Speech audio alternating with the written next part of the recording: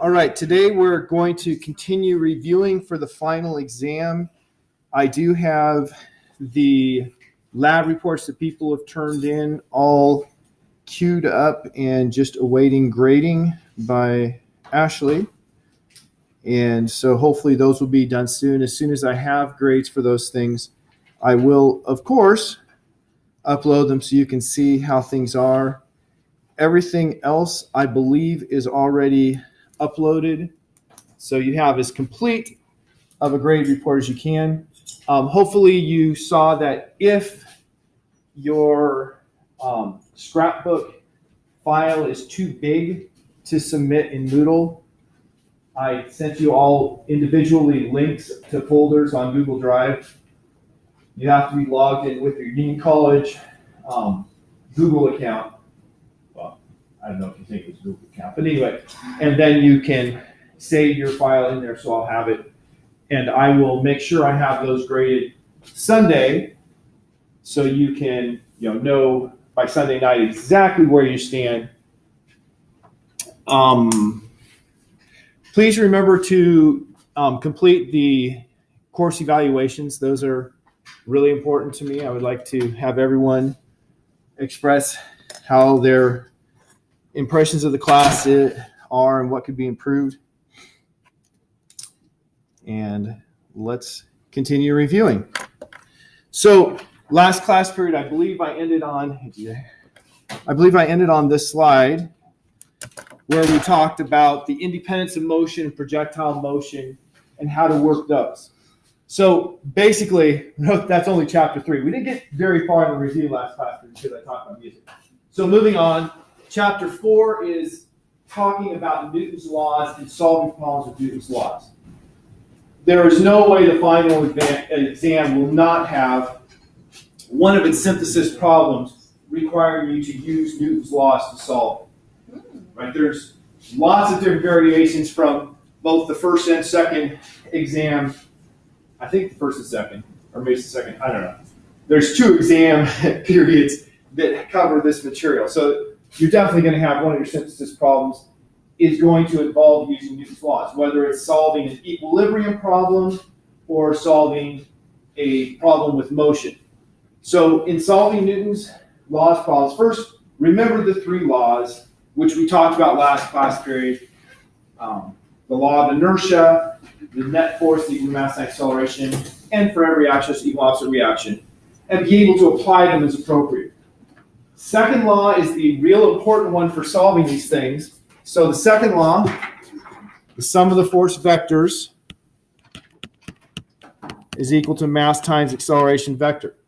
And we learned later the rotational equivalent to that. The sum of the torque vectors is equal to moment of inertia times the angular acceleration vector.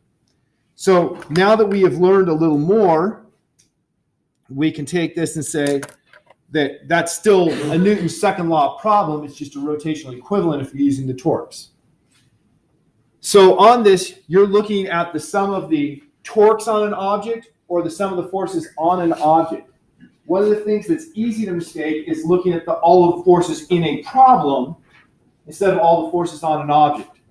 So with my example, since he's wide awake this time, if I push on Leslie, if I'm looking at Leslie as my object, the sum of the forces on Leslie is not going to include the force Leslie pushes on me in return.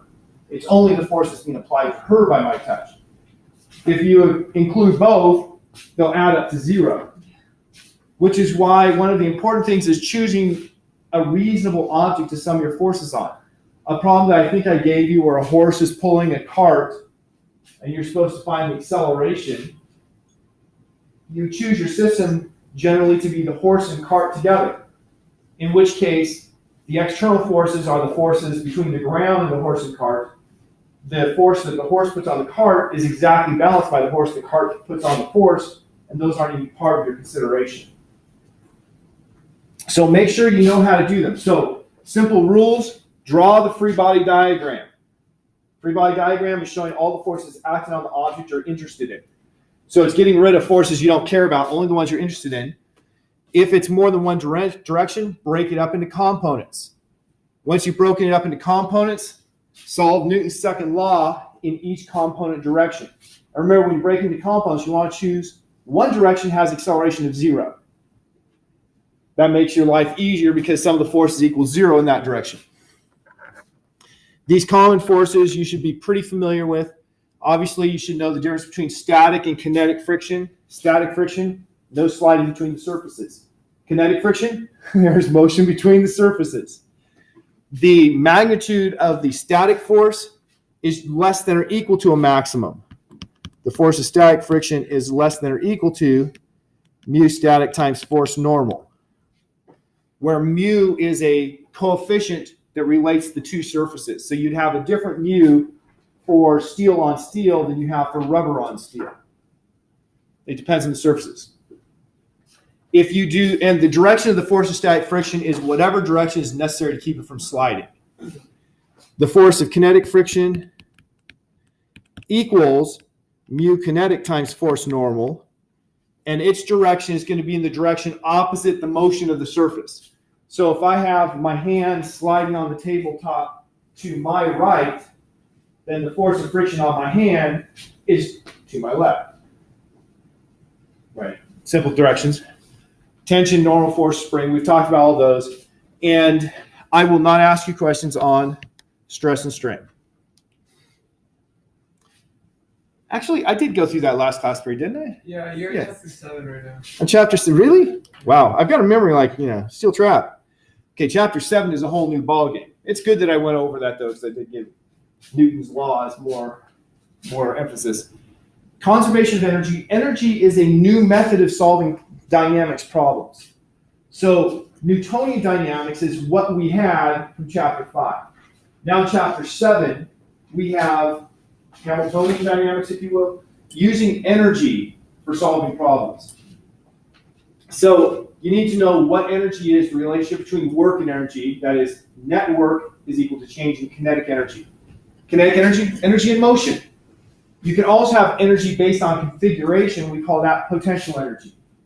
So you should be able to work with a spring's potential energy, gravitational potential energy, both if you're on the surface of the Earth, in which case it's mg times elevation, or if you're any random distance from a mass object, in which case it's g m1 m2 over r with a minus sign out front. So potential energy is negative with that equation. It's 0 if you're infinitely far away. If you're not infinitely far away, you have a negative potential energy. The closer you get, the lower that potential energy goes. One of the things that's important about that is if you have two objects, like let's say the Earth and the Moon, the energy of the system is negative. Because of our definition of the potential energy being negative, and capital G M1 M2 over R. And if you can increase the energy to 0, then the object can escape. So if the moon was going fast enough that its kinetic energy had the same magnitude as its negative gravitational potential energy, it could escape.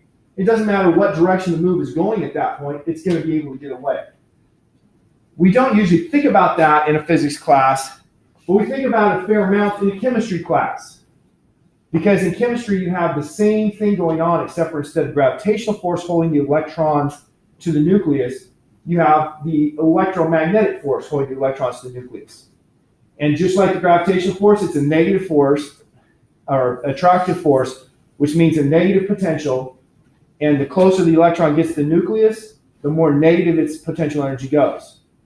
If you give that electron enough energy to reach a total of 0, then it's free to go. You ionize your atom. So when you talk about electron energies, you have like for the hydrogen atom, the ground state is minus 13.6 electron volts. If you add 13.6 electron volts, you get to 0, and that electron's free to go. Same concept, just a different force involved. So work, force times the distance parallel to it. If you have a changing force, you make a graph of the force as a function of the position, and the area between the starting and ending points underneath that graph gives you the work done. Power is the rate at which energy is transformed. So initially, power was work over time.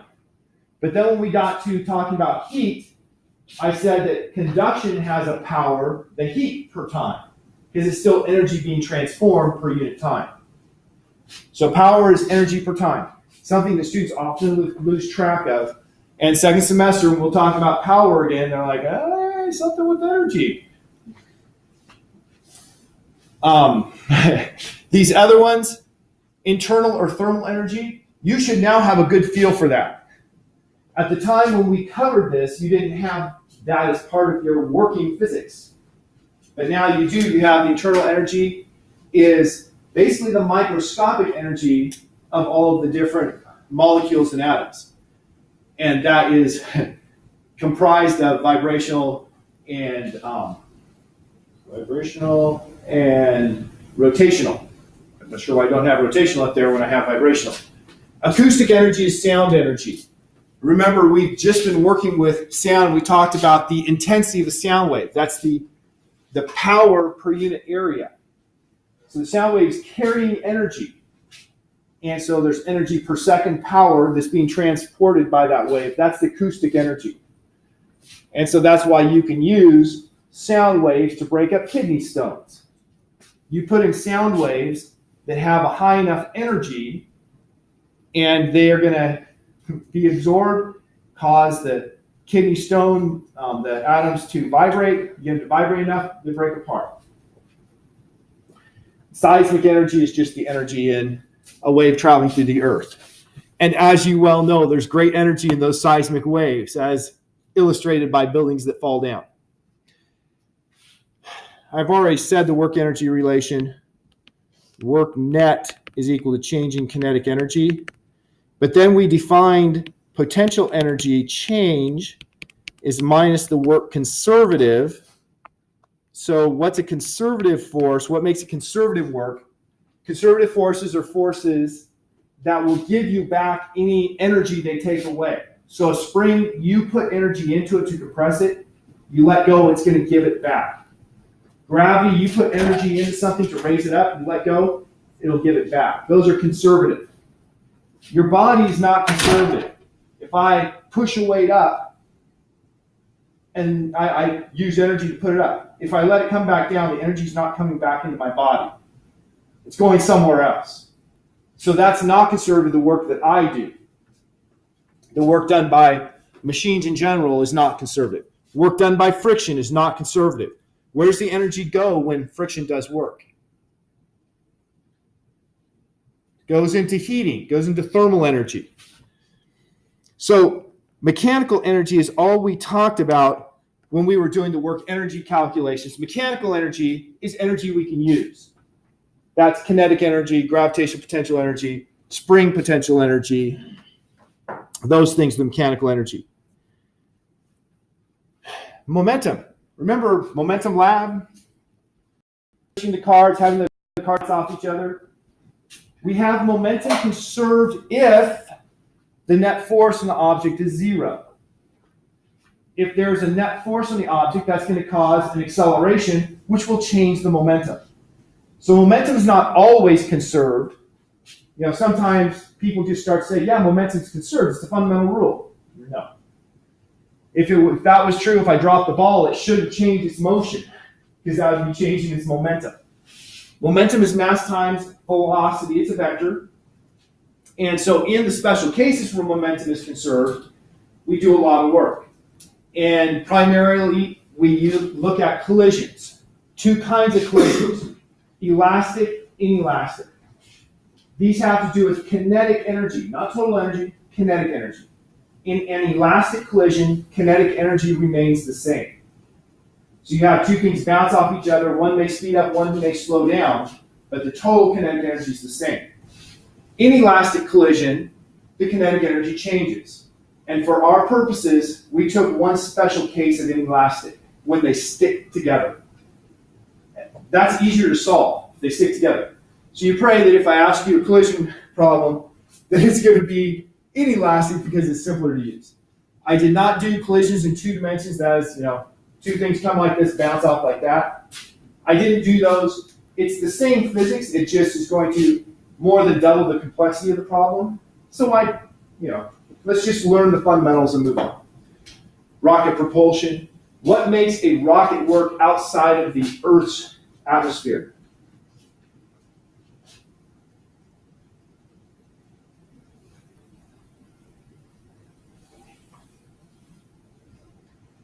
Anyone?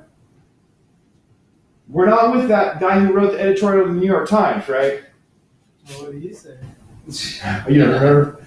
I showed it in class, I thought, and he said that Goddard was wasting all of our, I think it was Goddard, all of our time and government's money, and he was missing the basic physics that's labeled out in high schools every day. He thought that for rocket propulsion, you have to have the fuel hit something and bounce off. But that's not the way rockets work. It's simply you start with the fuel stationary at the rocket, you throw the fuel that way, what does the rocket have to do? Let's go the other way. That's how rocket propulsion works. That's as far as you would have to know about rockets, is how the propulsion works. And instead of a rocket problem, you'd be more likely, you're stuck on the ice with no friction, but you have this heavy iron ball. You throw the iron ball at 10 meters per second. How long is it going to take you to get, to the other side of the lake, blah, blah, blah. And you would say, it's just like rocket propulsion. Momentum is going to be conserved because there's net force in the horizontal direction is 0. So momentum in the horizontal direction will be conserved, and you go from there. Okay, now back to statics and torque. We came back to this because the first time around we didn't have torque. We had statics type problems, but now we have torque, the rotational equivalent to force. So if I take this here, it has a force due to gravity, makes it want to go down. If I hold my arm stiff, it makes my arm want to swing. And the torque is my arm wanting to swing because of that force. And so the torque is the radius from the pivot point to where the force acts times the force that's perpendicular to that lever arm. So R cross F. We did a lot of problems. Every single person in this classroom had to come up with their group and do a simple problem calculating the torque due to a force. When we had that on the test, there were a lot of people who didn't get it right. So remember, torque is a vector. It's equal to the R vector crossed with the force vector, which means the magnitude of the torque. It's redundant to put torque inside absolute value signs. If I just don't put the vector sign on it, it means the magnitude. But I do that just to make sure we're clear. I'm not talking about the vector now.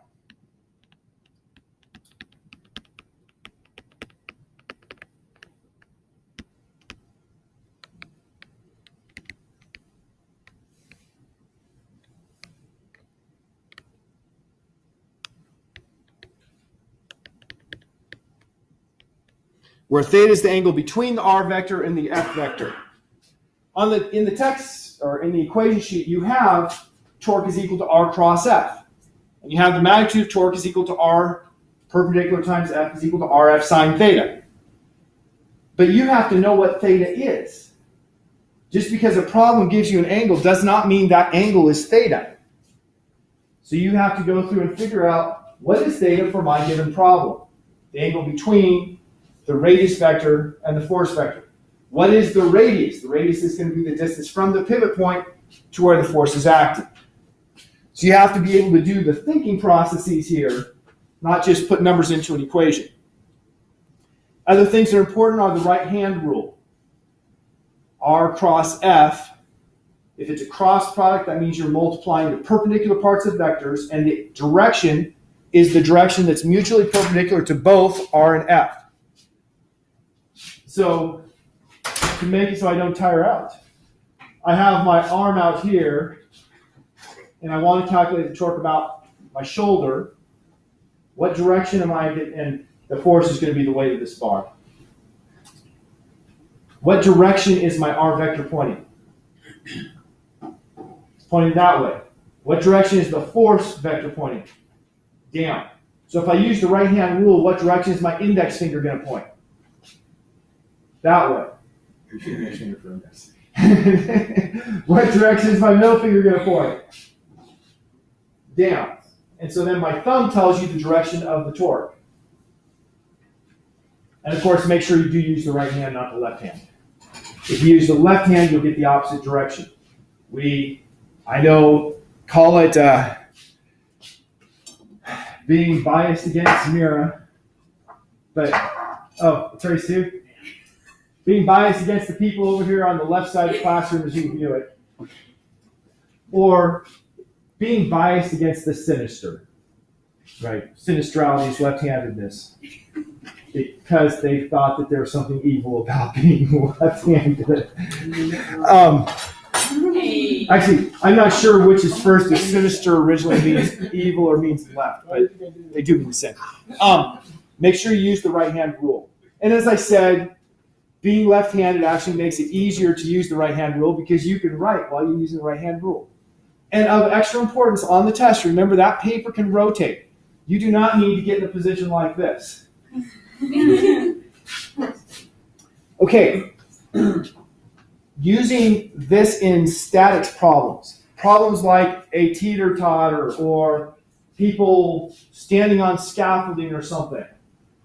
We usually give you these statics problems to make life a little easier, and we give you all but like one force and say, what's that force? And we could give you all but two forces and say, what are these two forces? If it was all but one force, we say, what's the one force? You just use Newton's second law and be done with it. But if it's all but two forces, you probably are going to be, I can't do that with one Newton's second law equation. But with torque, you can always, well, unless the two forces are acting in the same place, you can always solve for two unknowns with the torques because you can choose where to sum the torques if the net torque is zero. If it's not if it's not changing rotation, if it's constant rotation, then it's an equilibrium, and the sum of the torques is going to be zero no matter where you sum the torques. So choose to sum the torques at a location that makes one of the forces give you a torque of zero because you have that R perpendicular issue, and you can solve for the other one. So when we're doing dynamics problems, we almost always start with the torque simply because it allows us to eliminate more variables. Stability. Remember basic things like, I am stable when I stand like this. But if somebody pushes me a little hard, I will fall over because I don't have a very wide base. As soon as my center of mass moves outside my base, away I go. If I stand like this and somebody tries to push me side to side, I'm much more stable because it's going to be taking more work to get my weight not over my base. I talked about sailboats later on, and we talked about how a catamaran can go faster than a monohull. And part of the reason is a monohull has to have weight hanging down below to keep it from tipping. When it starts to tip, because the wind blowing it this way, you have that weight that starts coming up underneath, and it will create a torque to bring you back. But if you have a catamaran, you just put the holes far apart, and if something makes it tip, the whole center of mass has to rise, and it wants to come back down, so it wants to come back. So you don't need to have a heavy weight in your keel, you just have the two pontoons out there, giving it more stability because of torques. Simple machines, what's the purpose of a simple machine? To make work easier. To make work easier to do. It doesn't make it less work, but it makes it easier to do. It makes it so you can put in less force. So I can pull an engine from a car using my own Burley strength when I was 14 years old. I was not Burley at 14, just in case you're wondering, wow, what kind of freak was he? No. I had a pulley system, and with the pulley system, all you got to do is count how many, in this case, chains are going to the bottom pulley, and say, take that number of chains, and that's my mechanical advantage. I need 1 over that number of the force that I'm lifting be applied. So in my case, it was like 8 or 10 chains, so I only had to put in like 1/8 or 1/10 the force of the weight of the engine. So it was really doable. Now to dynamics with torque. I gave you this Newton's second law equation. Net torque is equal to I alpha, moment of inertia, the rotational equivalent of mass, times alpha, the angular acceleration. So angular momentum is the same as linear momentum. In fact, it comes from linear momentum. But if we have a bunch of stuff going around a circle, we have linear momentum of all of the different pieces. And if you added them up, every piece that's going this way has a piece going that way, and you're likely to end up with 0 for the total angular momentum, or total momentum. The angular momentum, on the other hand, if you have something moving, it wants to keep moving because of inertia, and something going this way wants to keep moving, something going this way wants to keep moving, and they're going to make something continue to rotate. So that's what angular momentum is talking about, is the inertia in rotation. And so angular momentum has the equation L. I'm going to get all technical. Whoops, that's not what I meant. L is R cross P, the radius cross to the momentum. You can use that for an individual point. If you try to do it for more than one point, it's going to get real complicated real quick. And so we just do I omega. Omega is the angular velocity with the direction. To find the direction, if I am spinning like this, you take your right hand and you wrap your fingers the direction I'm spinning, and your thumb points the direction of my angular momentum.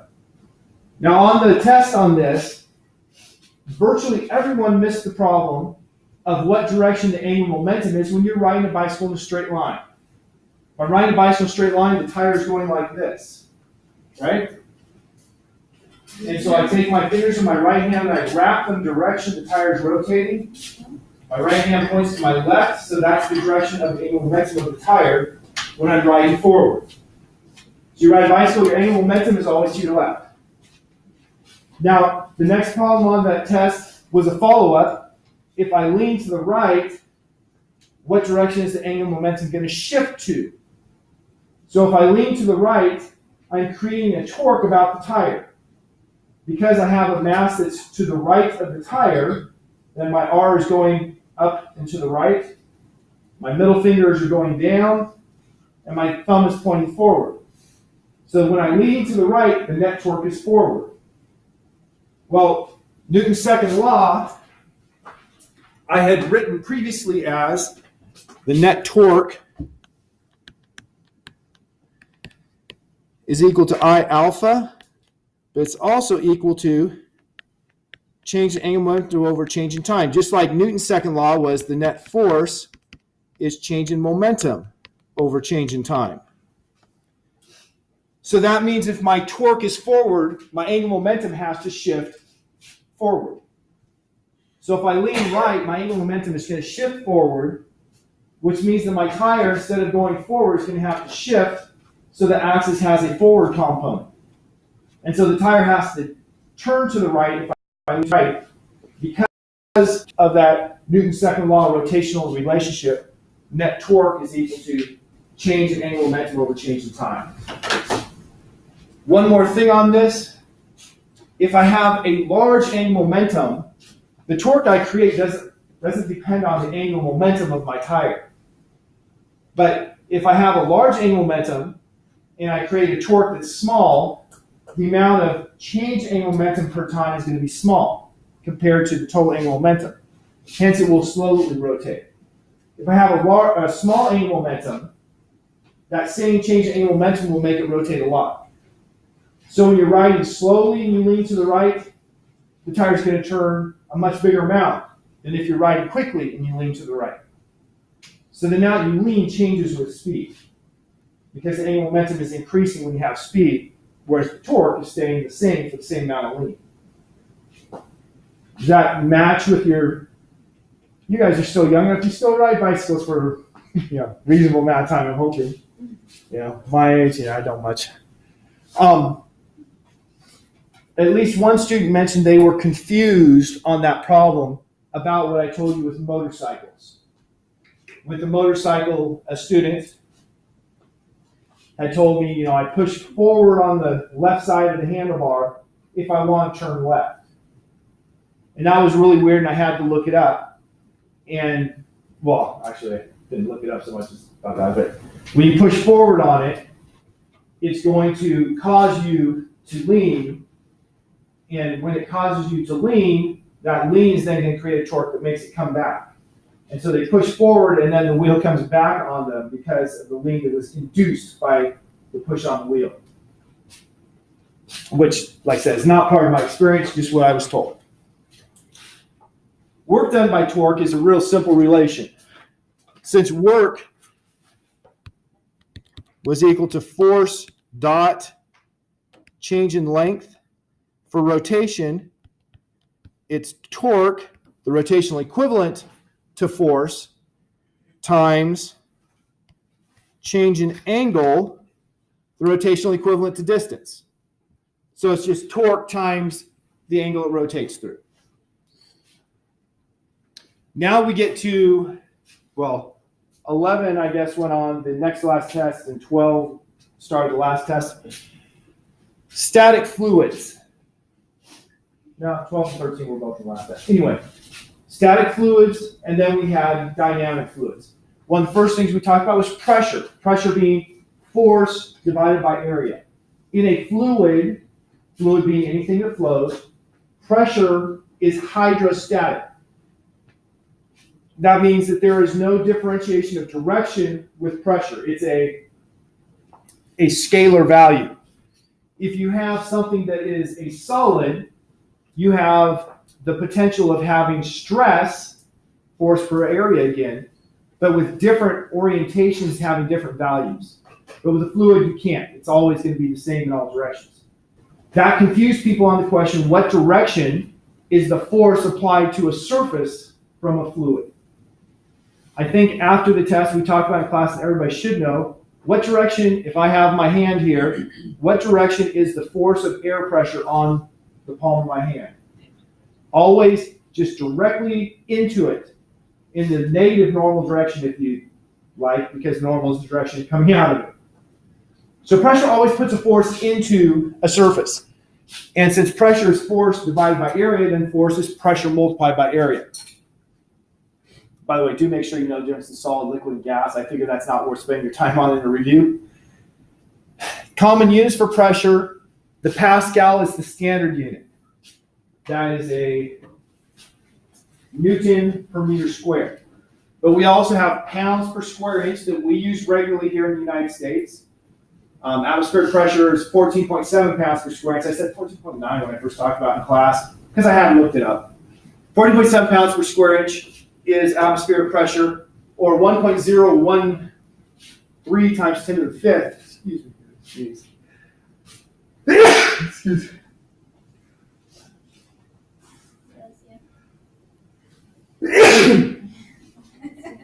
Atmospheric pressure is 1.013 times 10 to the fifth pascals. Now, atmospheric pressure is not constant. It fluctuates in any given location. Temperature changes are going to cause a change in atmospheric pressure. Weather systems will cause a change in atmospheric pressure. And of course, if you change elevation, it'll cause a significant change in atmospheric pressure.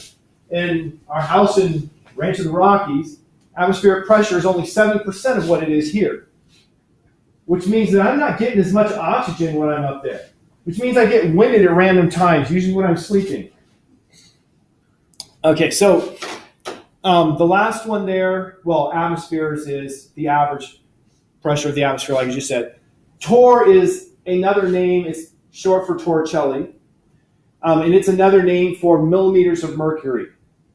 So pressure in torr is measuring how high a column of mercury would be if the pressure difference on that mercury was, whatever pressure you're talking about. So 760 torr is equal to 1 atmosphere is equal to 14.7 pounds per square inch, and all those are equal to 1.013 times 10 to the fifth pascals. That's atmospheric pressure. You should be able to shift pretty freely between those because we use all of those quite regularly. Like if you're in chemistry, you use torr a lot, right? And in our physics problems coming up, we used the pascals the most, but we also use atmospheres reasonably often. And then, of course, when you put air in your car tire, you're using PSIs. Now, if you put air in your car tire and it says 36 PSI, what does that really mean?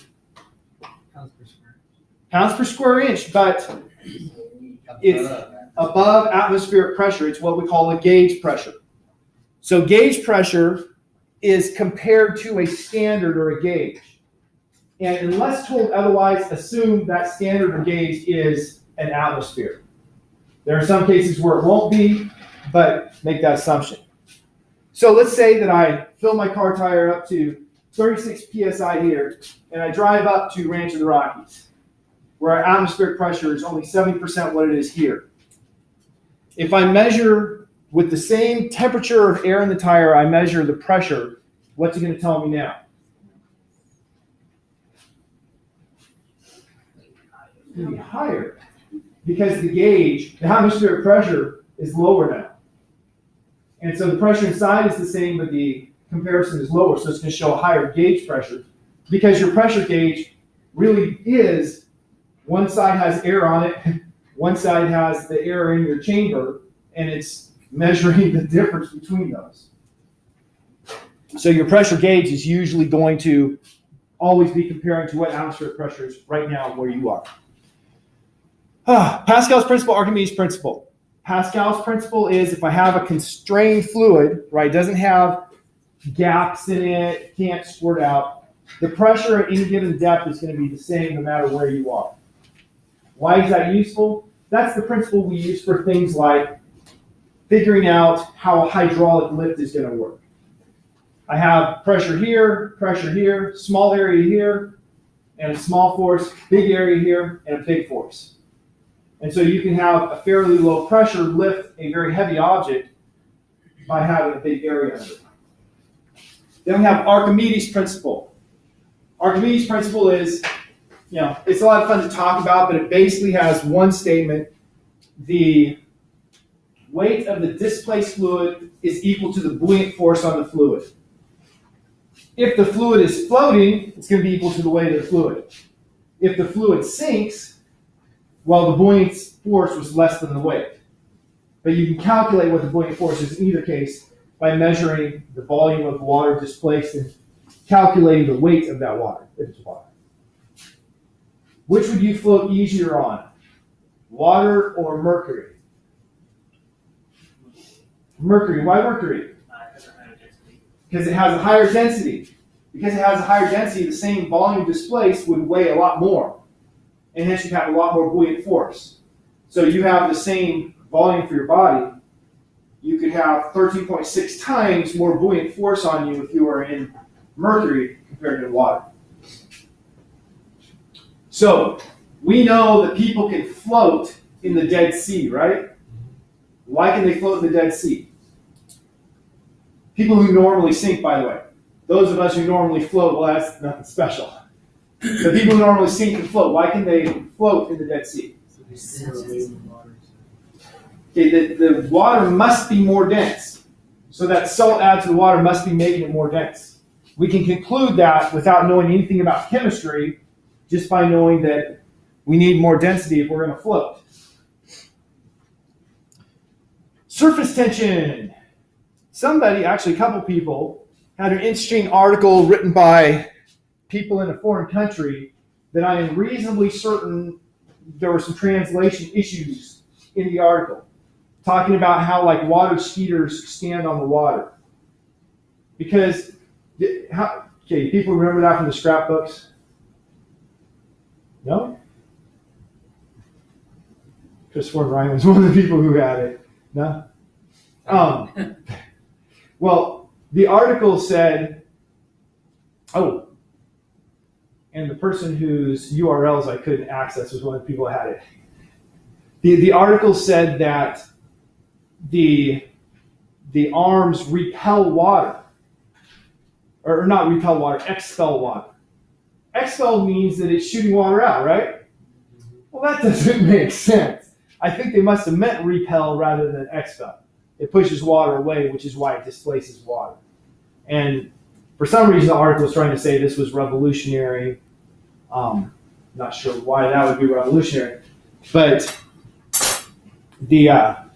well, I guess it's not as much it's still surface tension. When you get pushed to shove, if you put soap in the water, you're still going to make the water strider sink, because soap is a surfactant that lowers the surface tension, and then it can't stand in the water.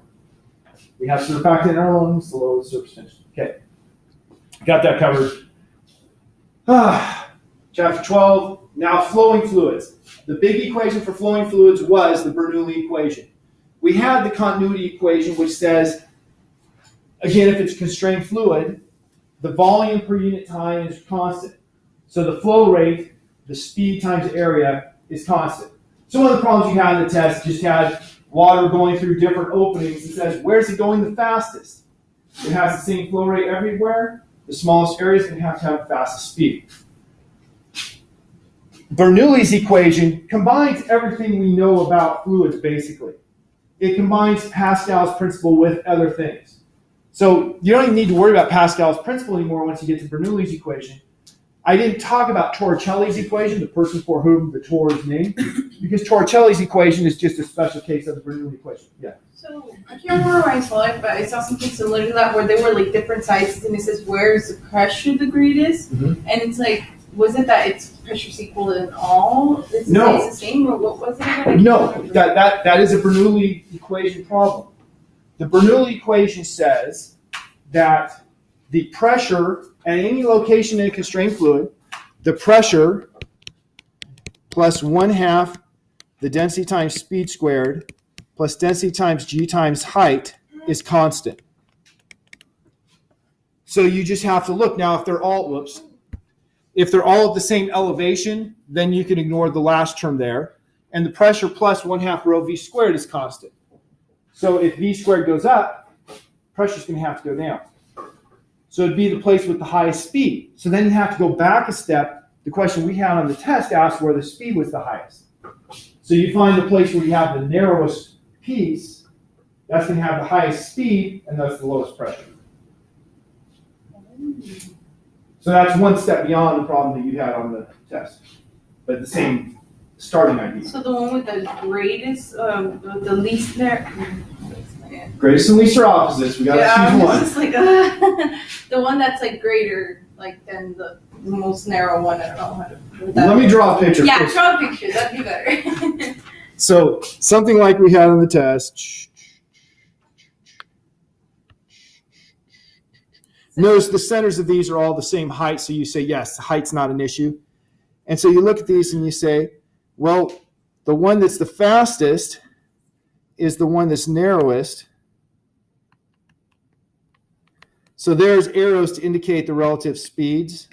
So pressure would be greatest in the biggest one right there? And so the pressure is greatest here.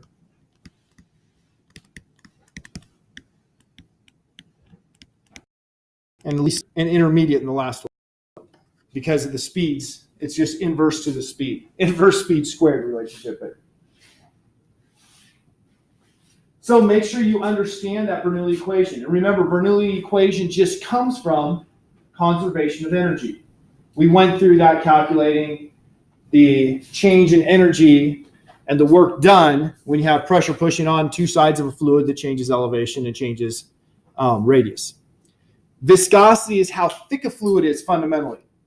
A fluid that flows freely has a low viscosity. A fluid that has a great resistance to flow has a high viscosity. So you can take water and compare it to molasses. Molasses does not flow as freely, so it has a higher viscosity. In your automobile, we use oil. We want to have a low viscosity so it can get between small spaces. But we don't want it to be too low because we want it to then hold those things apart rather than letting things rub. And so the viscosity of your motor oil is really important. If you put in something too thin, i.e. water, you have iron grinding on iron. If you put in something too thick, i.e. molasses, you're never going to get any molasses between the iron, and you're going to have iron on iron again. So it needs to have the right viscosity. And different cars are made with different size channels and different clearances, and so you need different motor oils for different cars. So you need to pay attention to that. You don't just put oil in a car. You need the right viscosity. PHYS law we got to that for like 5 minutes. So I'm not going to ask you any questions on PHYS law because we only talked about it for like 5 minutes. But PHYS law, for which the term PHYS, that is our measurement of viscosity, is named, is the law that tells us about how much pressure drops as you go through a tube. So you know that if I have to force water through a tube, there's going to be friction between the sides of the tube and the water. And that friction is going to then cause the water to slow down, or the pressure to change, not the water to slow down, but the pressure to change because of energy loss due to friction. And so that is calculated through PHYS law. Now we get to the material from the last test.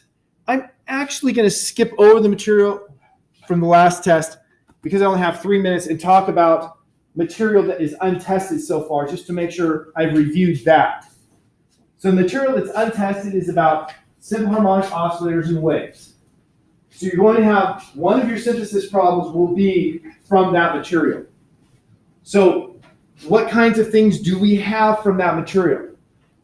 We have first, the condition necessary for simple harmonic oscillation is that you have a restoring force that's proportional to displacement from equilibrium, which means you have the equation net force is equal to minus, the minus is restoring, kx, where x is the displacement from equilibrium, linear x.